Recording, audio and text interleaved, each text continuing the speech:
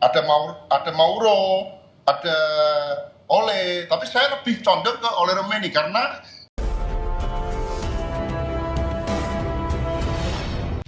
sosok striker keturunan yang akan segera dinaturalisasi timnas Indonesia mulai terkuak. Hal itu dibocorkan oleh anggota Komisi 13 DPR RI, Djamaluddin Idam. Djamaluddin Idam ikut dalam rapat kerja Komisi 13 DPR RI dengan Menteri Hukum dan Menpora terkait pembahasan pemberian pertimbangan kewarganegaraan kepada Kevin Dix. Saat diwawancara Kompas TV secara langsung, Jamal membocorkan perihal sosok pemain keturunan yang akan dinaturalisasi selepas Kevin Dix. Ya, saya rasa kita punya Ole Romeni. Dia ini striker yang cukup mumpuni dan bisa jadi harapan timnas dalam waktu dekat ya, kata Jamal. Pernyataan Jamal sontak membuka tabir perihal sosok striker keturunan yang tengah diincar PSSI. Pasalnya, Sekjen PSSI Yunus Nusi sebelumnya mengonfirmasi bahwa pihaknya tengah berusaha memproses naturalisasi striker keturunan.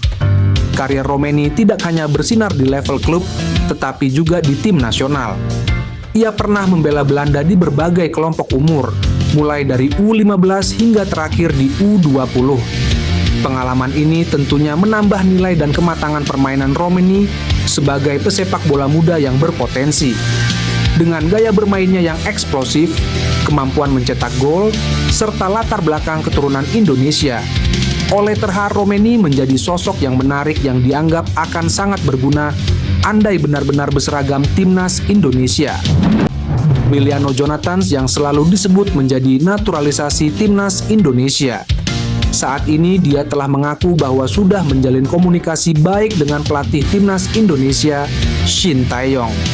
Emiliano Jonathans ini dapat masuk naturalisasi karena dia sendiri memiliki garis keturunan dari Depok, Jawa Barat. Dengan begitu, Emiliano ini sangat diyakini bahwa dia merupakan marah dari 1-12 marga Belanda di Depok. Emiliano Jonathans sendiri tengah bertanding bersama Vitesse Arnhem di Eerste Divisie 2024/2025 atau kasta kedua Liga Belanda yang sudah mencetak gol sebanyak 6 kali. Emiliano Jonathans telah ditanyakan apakah pernah dihubungi oleh Shin Tae-yong. Dengan santainya dia menjawab, "Iya, kami masih berkomunikasi," jawabnya. Emiliano ini juga pernah dipromosikan ke tim utama sejak tahun 2022. Akan tetapi karena usianya yang masih muda, dia lebih turun di Liga Belanda U21. Emiliano juga sudah berpengalaman bermain di Eredivisie dan mempunyai 19 cup saat di Vitesse Arnhem waktu berkompetisi di divisi teratas Liga Belanda. Kabar mengenai naturalisasi Jairo Riedewald dan Emiliano Jonathans untuk memperkuat timnas Indonesia langsung menyita perhatian publik. Media sosial dibanjiri oleh berbagai komentar dan diskusi mengenai potensi kekuatan baru yang akan dimiliki skuad Garuda. Para penggemar sepak bola tanah air menyambut antusias kabar ini, berharap kehadiran kedua pemain tersebut dapat membawa perubahan signifikan bagi prestasi timnas Indonesia. PSSI menggunakan Arya Sinulinga untuk menjawab berita naturalisasi Jairo Riedewald dan Emiliano Jonathans dengan menjelaskan bahwa PSSI saat ini memprioritaskan proses naturalisasi pemain Kevin Dix. Mengenai spekulasi naturalisasi Jairo Riedewald dan Emiliano Jonathans, Arya enggan memberikan komentar lebih lanjut dan memilih untuk fokus pada pemain-pemain yang sudah masuk dalam daftar prioritas. Hingga saat ini, belum ada konfirmasi resmi mengenai rencana naturalisasi Riedewald atau Jonathans.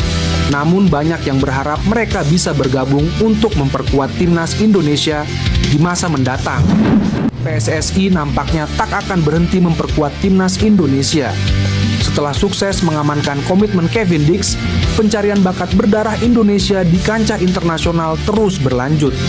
Pertemuan antara Erick Thohir dan Kevin Dix di Jakarta beberapa waktu lalu menandai langkah signifikan dalam proses naturalisasi bek berdarah Maluku tersebut. Kesepakatan yang terjalin membuka peluang bagi Kevin untuk segera memperkuat skuad Garuda. Setelah menjalani serangkaian tes kesehatan dan memenuhi sejumlah persyaratan administratif, kini tinggal menunggu proses formal, seperti pengesahan oleh Presiden, persetujuan DPR, hingga upacara pengambilan sumpah sebagai warga negara Indonesia. Namun, siapa sosok selanjutnya yang akan menyusul jejak Kevin Dix? Terkait pertanyaan ini, Erick Thohir masih enggan memberikan bocoran. Menurutnya, proses pencarian pemain naturalisasi membutuhkan ketelitian dan kesabaran. Belum kebayang? Memang belum. Kalau kemarin kan saya jawab ada, sekarang belum, ujar Erick Thohir. PSSSI terus berupaya memperkuat skuad Garuda dengan mendatangkan pemain naturalisasi.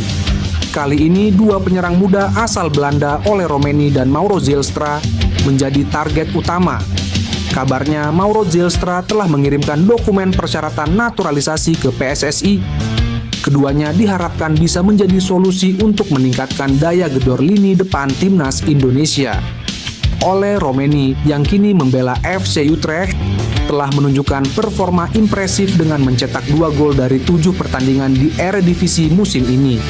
Jurnalis senior Jepang mengingatkan negaranya agar mewaspadai timnas Indonesia di kualifikasi grup C putaran ketiga Piala Dunia 2026 zona Asia. Raih 3 poin di grup C hingga hentikan Korea Selatan untuk ke Olimpiade 10 kali berturut-turut. Waspadalah terhadap Indonesia, tim terkuat yang pernah ada, tulis jurnalis Jepang Toshiyuki Osumi. Timnas Jepang akan menghadapi skuad Garuda pada 15 November 2024 di GBK Senayan, Jakarta. Jurnalis senior Jepang Toshiyuki Osumi berikan analisis mendalam terkait kekuatan tersembunyi yang dimiliki timnas Indonesia selama gelaran kualifikasi Piala Dunia 2026. Toshiyuki Osumi mengingatkan kepada seluruh tim di level Asia, termasuk Jepang yang sebentar lagi akan hadapi timnas Indonesia untuk waspada. Menurutnya, timnas Indonesia menjadi tim dengan perkembangan yang paling cepat di Asia. Hal ini karena skuad Garuda mampu melampaui 50 negara lain di ranking FIFA hanya dalam waktu 4 tahun saja. Indonesia saat ini menjadi tim dengan pertumbuhan tercepat di Asia. Pada awal 2020, mereka berada di peringkat 173 FIFA. Namun hanya dalam waktu 4 tahun, Indonesia telah melampaui hampir 50 negara lain dan kini berada di peringkat 130, tuturnya. Dirinya mengingatkan timnas Jepang agar berhati-hati dengan amukan timnas Indonesia di Jakarta. Ia meminta timnya fokus terhadap prestasi gemilang yang diraih timnas Indonesia, bahkan belum pernah terbayangkan sebelumnya. Dalam momen yang mengejutkan, mantan pelatih timnas Arab Saudi Roberto Mancini menyatakan dukungan penuh untuk timnas Indonesia menjelang laga penting mereka melawan Jepang di putaran ketiga kualifikasi Piala Dunia 2026.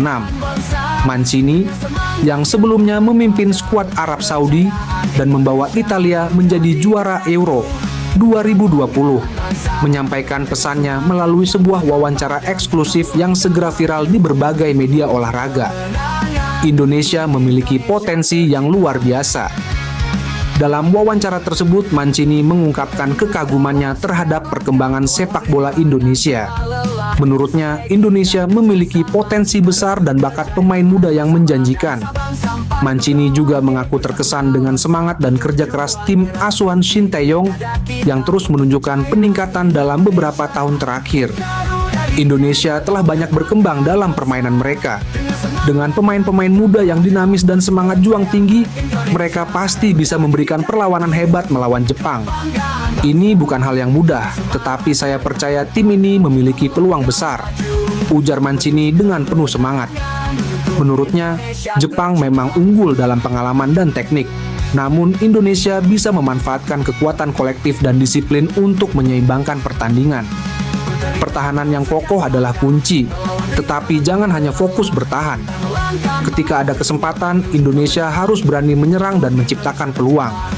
Kecepatan dan stamina pemain muda Indonesia bisa menjadi faktor penting untuk memberikan kejutan pada lawan, tambah Mancini. Dalam sebuah wawancara eksklusif, pelatih timnas Belanda Ronald Koeman menyampaikan keyakinannya bahwa timnas Indonesia memiliki peluang besar untuk mengalahkan Jepang di putaran ketiga kualifikasi Piala Dunia 2026. Koeman, yang dikenal dengan strategi permainan menyerangnya, memuji perkembangan pesat sepak bola Indonesia dalam beberapa tahun terakhir. Saya percaya dengan pendekatan yang tepat, Mereka bisa mengejutkan Jepang yang merupakan salah satu tim terbaik di Asia, ujar Koman.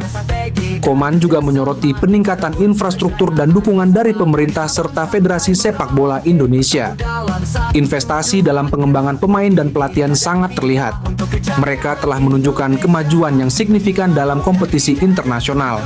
Tambahnya, dalam persiapan menghadapi Jepang, Koman menyarankan agar timnas Indonesia fokus pada kekuatan permainan kolektif. Kunci untuk mengalahkan tim-tim besar adalah kerjasama tim yang solid. Jika pemain Indonesia bisa menerapkan taktik yang tepat dan tetap disiplin, peluang untuk meraih hasil positif sangat terbuka, katanya. Mulai diakui, striker Jepang nekat jujur gini soal timnas Indonesia di kualifikasi Piala Dunia. Pemain depan tim nasional Jepang, Takefusa Kubo, baru-baru ini memberikan pernyataan menarik menjelang pertandingan mendatang melawan timnas Indonesia. Dalam wawancara di media setempat, Kubo mengungkapkan bahwa laga tersebut akan menjadi tantangan yang tidak mudah bagi Samurai Biru.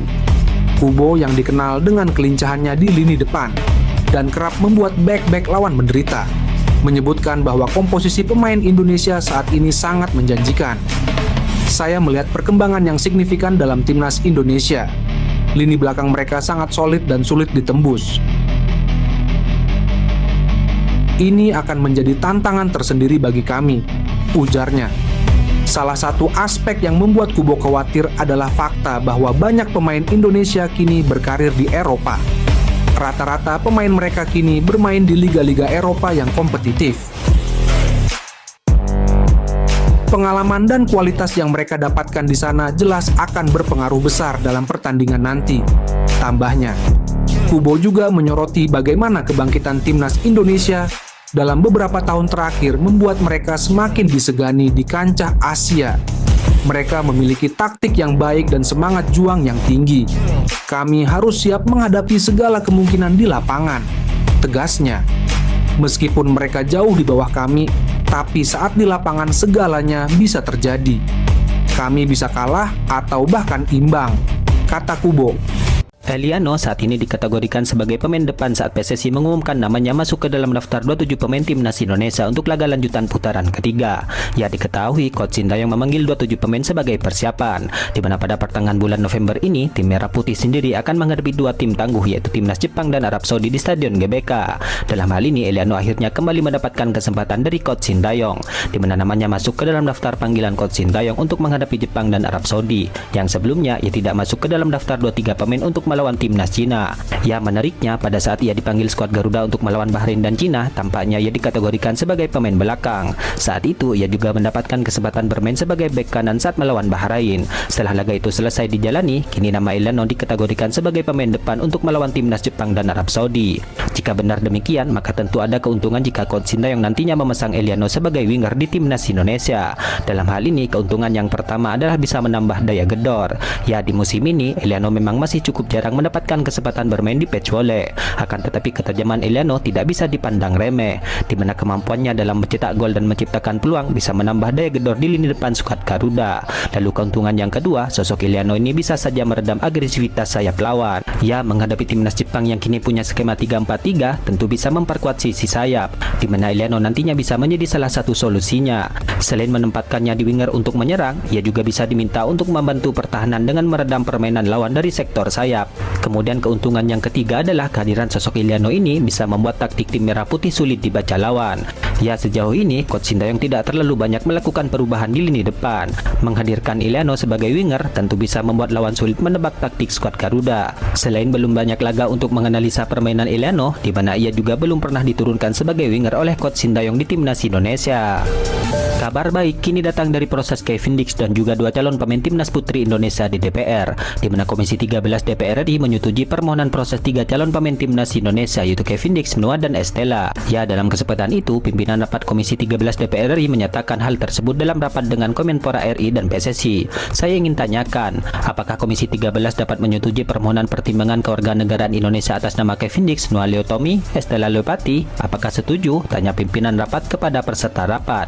Setuju, jawab peserta rapat dengan serentak. Ya, dalam paparannya Menpora RI menjelaskan alasan pemerintah memfasilitasi proses Kevin Kevin Dix dan 2 calon pemain timnas putri Indonesia. Menurut Dito, ketiga pemain keturunan Belanda itu punya kualitas tinggi untuk membela tim merah putih. Hal senada disampaikan oleh Sekjen PSSI yaitu Yunus Nusi, di mana lebih lanjut ia ingin proses ketiganya bisa segera selesai karena 3 pemain itu berhadapan dengan agenda penting skuad Garuda. Dalam hal ini, Kevin Dix diproyeksikan membela timnas Indonesia di putaran ketiga, sedangkan Noah dan Estella diharapkan bisa berseragam skuad Garuda untuk Piala ASEAN Wanita 2024 ini. Ya, dalam kesempatan itu, Yunus menegaskan bahwa pihaknya akan mengupayakan Kevin Dix bisa memperkuat timnas Indonesia di bulan ini, di mana laga yang dimaksud adalah matchday ke-6 untuk melawan timnas Arab Saudi. Kami awalnya berharap bisa melawan Jepang, tapi karena masalah administrasi, kemungkinan baru bisa memainkan tanggal 19 melawan Arab Saudi, ucap Yunus Nusi. Pemain belakang andalan timnas Indonesia, yaitu Mesilges, kini harus mengakhiri pertandingan lebih awal dalam laga klubnya, di mana cedera hamstring yang dialaminya menjadi pukulan telak bagi sang pemain, klub dan tentu saja juga bagi skuad Garuda.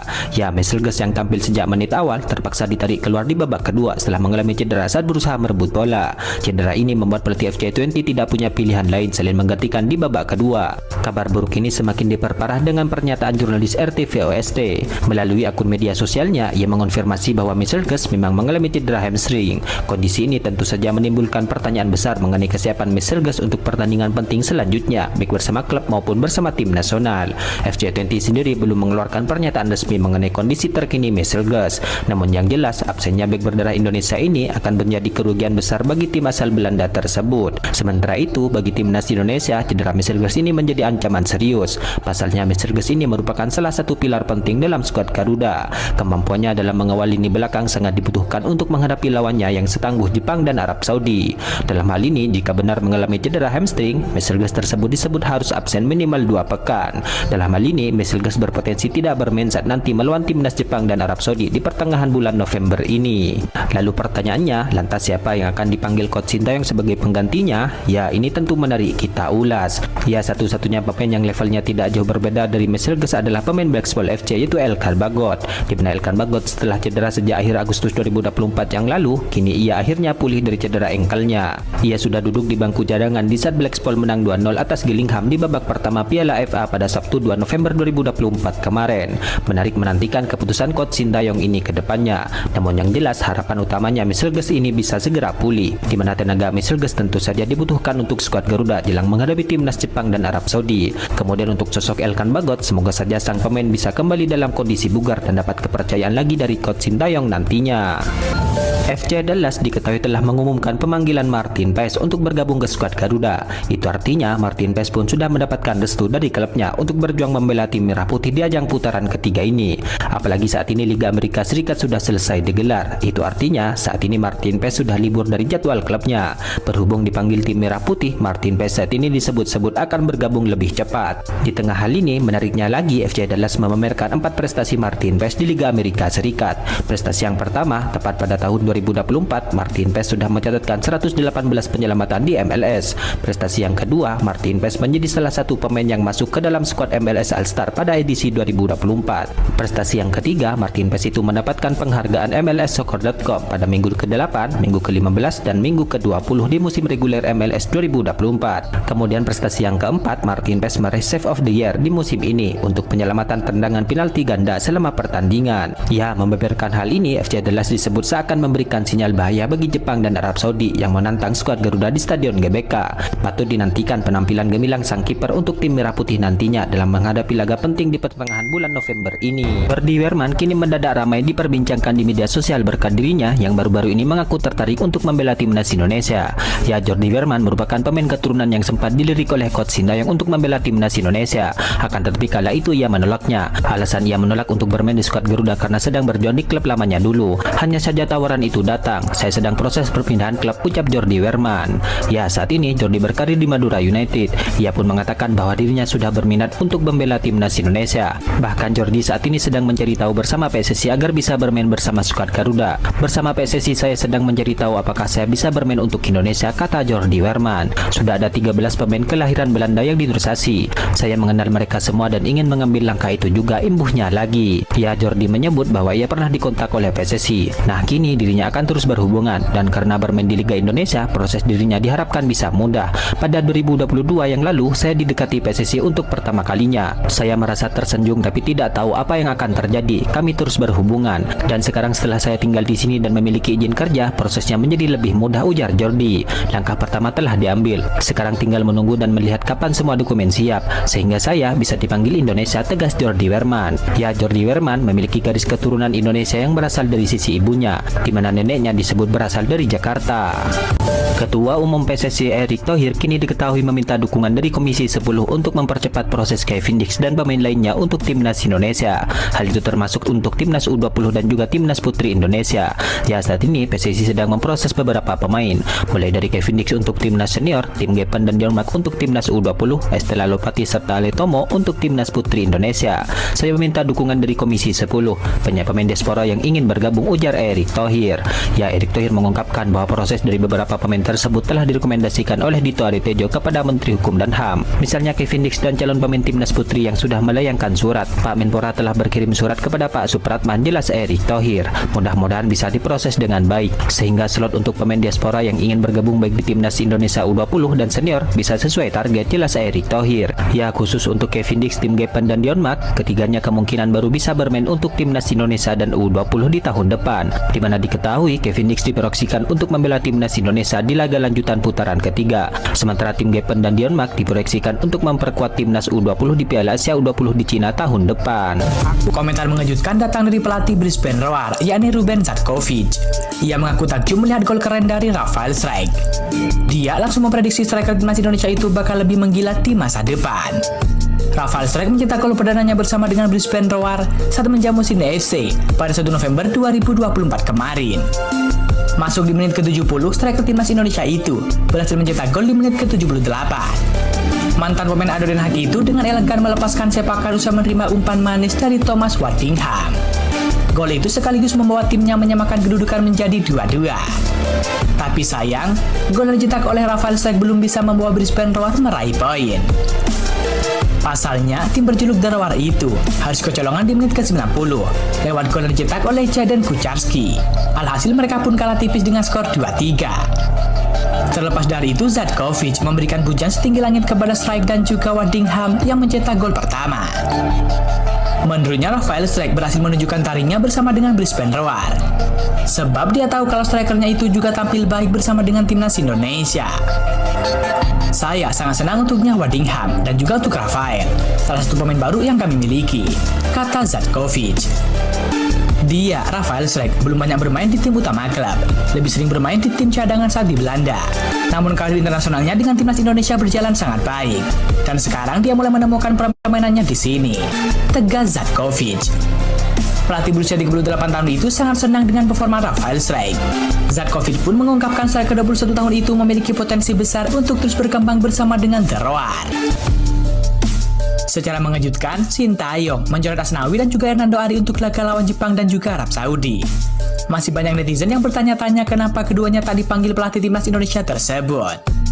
Ya, Sintayong sudah merilis daftar 27 pemain untuk menghadapi Jepang dan juga Arab Saudi dalam laga lanjutan grup C kualifikasi Piala Dunia 2026 zona Asia.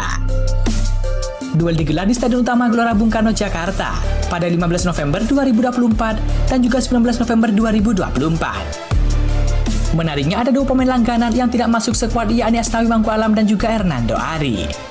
Sebelumnya, Asnawi memang dianggap tampil buruk saat Timnas Indonesia kalah 1-2 dari Cina pada 15 Oktober 2024 lalu. Namun bukan karena hal tersebut dirinya dicoret. Asnawi tak dipanggil ke Timnas Indonesia karena cedera usai mencetak gol kemenangan Port FC 3-2 pada pekan ke-10 Liga Thailand 2024. Port FC telah memberi pernyataan resmi soal cedera Asnawi tersebut. Pemain 25 tahun itu disebut mengalami cedera hamstring dan harus menepi 2 hingga 4 pekan. Hal yang sama terjadi dengan Hernando Ari.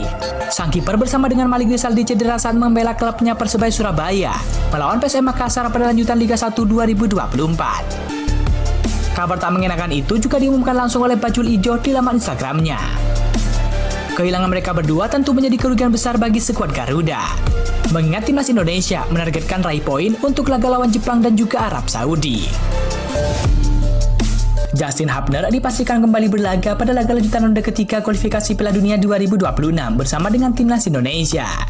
Hubner akui telah pulih dari cederanya dan nyatakan tekad kuat untuk membawa skuad Garuda memetik raihan apik saat melawan Jepang dan juga Arab Saudi. Justin Hubner sebelumnya absen pada 2 laga terakhir timnas Indonesia di ronde ketiga kalah melawan Bahrain dan juga Cina. Hal itu lantaran bek milik Wolverhampton Wanderers itu dibekap cedera pergelangan kakinya. Hubner akui bahwa ia kini telah pulih total dari cederanya tersebut. Pemain berdarah Belanda Indonesia itu siap kembali merumput bersama dengan timnas Indonesia pada 2 laga ke depan melawan Jepang dan juga Arab Saudi.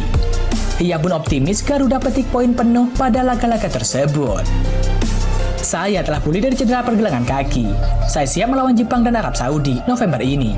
Berharap kami bisa meraih hasil bagus dari 2 laga ini, tegas Justin Hubner. Saya sudah benar-benar tidak sabar untuk kembali membela timnas Indonesia. Sampai jumpa di GBK. Lanjut Justin Hubner. Pernyataan ini sontak jadi sorotan publik Jepang. Mereka mengingatkan untuk mewaspadai para pemain timnas Indonesia termasuk Justin Hubner. Adapun timnas Indonesia bertindak sebagai tuan rumah pada 2 laga lanjutan ronde ketiga kualifikasi Piala Dunia 2026. Laga-laga tersebut bakal tergelar di Stadion Utama Gelora Bung Karno, Jakarta. Harapannya semoga Justin Hubner tampil apik bersama dengan skuad Garuda dan tentu bisa membawa pasukan Sintayong meraih poin penuh saat menghadapi Jepang dan juga Arab Saudi. Ketua Umum PSSI Erick Thohir meminta kepada pengelola GBK untuk bersiap menjelang laga melawan Jepang dan Arab Saudi. Ya, timnas Indonesia akan melawan Jepang pada 15 November dan melawan Arab Saudi 4 hari kemudian. Erick Thohir menginginkan bahwa rumput GBK ini nantinya dalam keadaan baik saat 2 laga tersebut. Sebab rumput GBK seringkali mendapatkan kritik dalam 2 pertandingan sebelumnya. PSSI tidak bisa mengerjakan semua. Fasilitas seperti GBK tidak dimiliki PSSI, ucap Erick Thohir. Itu keputusan pengelola GBK yang wajib memastikan lapangan dengan baik. Kami hanya mempersiapkan tim dengan baik, tambahnya lagi. Ya, namun saat ini tampaknya penampilan rumput GBK pun terlihat sudah membaik. Hal itu terlihat dari update unggahan akun Instagram pemain ke-12. Dalam unggahan itu bertuliskan, menurut Coach Justin yang mengecek langsung kondisi rumput GBK, saat ini kondisinya sangat baik dan bisa digunakan Tomaye untuk selebrasi, tulis kapsen unggahan tersebut. Semoga sampai hari H kondisi rumput GBK benar-benar terjaga, tambahnya lagi.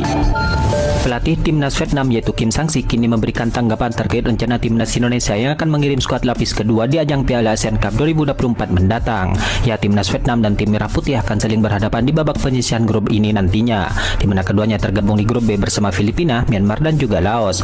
Namun Coach Sintayong kemungkinan besar akan menurunkan skuad lapis kedua di ajang ini, di mana skuad tim inti akan difokuskan untuk ajang pertandingan putaran ketiga. Rencana Coach Sintayong untuk tidak membawa skuad terbaiknya ini ternyata sudah sampai di telinga Kim Sang-sik, di mana Kim Sang-sik mengaku telah mendengar informasi tersebut dalam sebuah wawancara. Saya telah mendengar informasi ini, kata Kim Sang-sik. Ya, terlepas dari itu, ia menegaskan bahwa timnya sama sekali tidak memiliki ketakutan terhadap Indonesia. Saya sendiri akan menganalisis dan mempersiapkan diri secara terpisah untuk tim Vietnam. Kami tidak punya keraguan terhadap lawan kami dari Indonesia, ucap Kim Sang-sik menambahkan. Ya, di sisi lain, Kim Sang-sik ini direncanakan akan hadir dalam laga tim Merah Putih di laga lanjutan putaran ketiga ini. Rencana tersebut didasari olehnya untuk memantau strategi Coach Sintayong yang menukangi timnas Indonesia. Dengan gagalnya timnas Vietnam lolos ke putaran ketiga ini, hal itu membuatnya akan melampiaskan kegagalan tersebut dengan meraih gelar Piala ASEAN. Kabarnya tidak hanya laga melawan Jepang saja yang akan dipantaunya, di mana laga melawan Arab Saudi juga masuk ke dalam kegiatannya selama berada di Indonesia nantinya, di mana hal itu diharapkan dirinya untuk bisa dapat mengetahui kelemahan timnas Indonesia. Saat ini banyak pihak yang menginginkan bahwa Kevin Dix bisa debut dengan timnas Indonesia secepat mungkin. Hal itu terutama ketika menghadapi timnas Jepang dan Arab Saudi pada pertengahan bulan November ini. Ya, Kevin Dix diketahui saat ini masih dalam proses untuk menjadi warga negara Indonesia. Namun pergantian kepemerintahan ini membuat proses Kevin Dix masih belum bisa dikebut seperti yang sebelum-sebelumnya. Seperti yang kami sampaikan, ini masih proses bahwa pemerintahnya saja masih ini, tapi kami optimis Maret 2025, ujar Arya Sinulinga.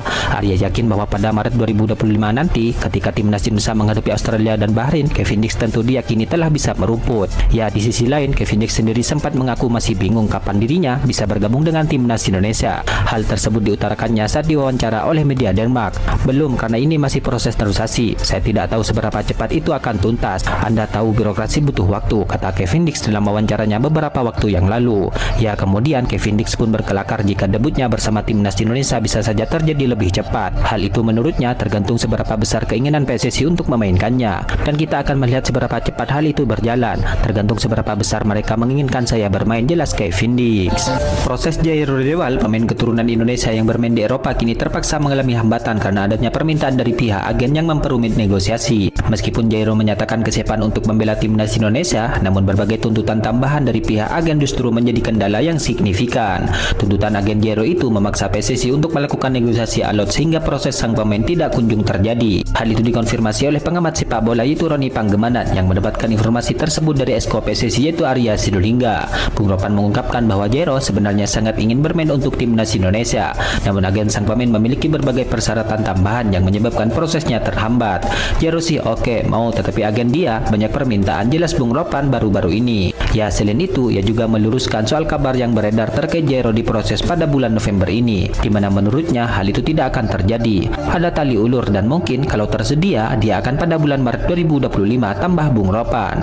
Ya, tidak hanya Jairo, sosok Mauro Ziltra yang kabarnya juga akan diproses juga mengalami hambatan. Bung Ropan menegaskan bahwa kedua pemain ini kemungkinan besar baru bisa tersedia pada tahun 2025.